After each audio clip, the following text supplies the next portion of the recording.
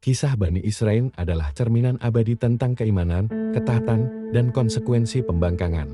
Mari kita selami perjalanan mereka yang penuh liku. Bermula dari Nabi Ibrahim AS, silsilah mereka berlanjut hingga Nabi Yakub AS, yang juga dikenal sebagai Israel, dan ke-12 putranya. Salah satu putranya, Nabi Yusuf AS, diangkat menjadi pejabat tinggi di Mesir. Ini membuka jalan bagi seluruh keluarga Yakub untuk bermigrasi ke sana. Di tanah Mesir, Bani Israel berkembang pesat. Mereka hidup makmur, menjadi komunitas yang besar dan berpengaruh pada awalnya. Namun, masa keemasan itu tak bertahan lama. Firaun yang baru berkuasa mulai menindas mereka, menjadikan Bani Israel budak. Di tengah penindasan ini, lahirlah Nabi Musa AS. Ia ditemukan di Sungai Nil dan dibesarkan di istana Firaun. Takdirnya telah tertulis. Musa AS kemudian menerima wahyu dari Allah dan dianugerahi mukjizat. Ia diutus untuk membebaskan kaumnya dari tirani Firaun.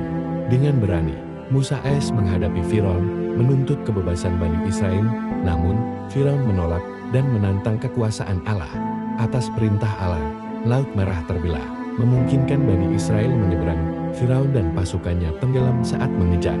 Setelah diselamatkan, Nabi Musa AS menerima Taurat di Gunung Sinai, sebuah petunjuk dan hukum bagi Bani Israel. Namun, di tengah ketiadaan Musa, Bani Israel kembali berbuat dosa, menyembah patung anak sapi emas yang mereka buat sendiri.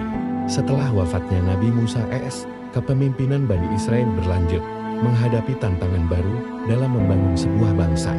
Kemudian, Talut diangkat sebagai raja pertama mereka, memimpin Bani Israel dalam perjuangan menegakkan kebenaran.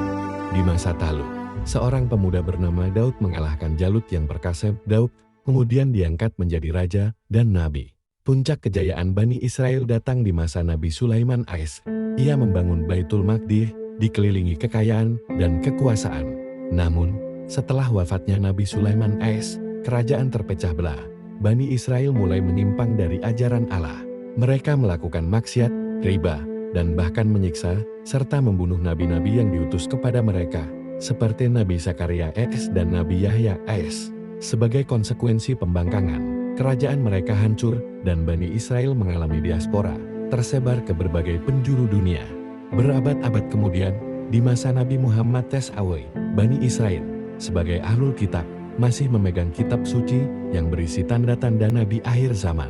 Di Madinah, Nabi Muhammad SAW menjalin perjanjian dengan Bani Nadir dan Bani Quraisy, berharap mereka menerima kebenaran. Namun, mereka berkhianat, melanggar perjanjian. Akibatnya, mereka diusir dari Madinah, sekali lagi menghadapi konsekuensi perbuatan mereka. Kisah Bani Israel adalah pelajaran berharga bagi kita semua. Keimanan sejati, ketaatan pada perintah Allah, adalah kunci keselamatan dan keberkahan. Semoga kita dapat mengambil hikmah dari sejarah panjang mereka untuk selalu istiqamah di jalan kebenaran.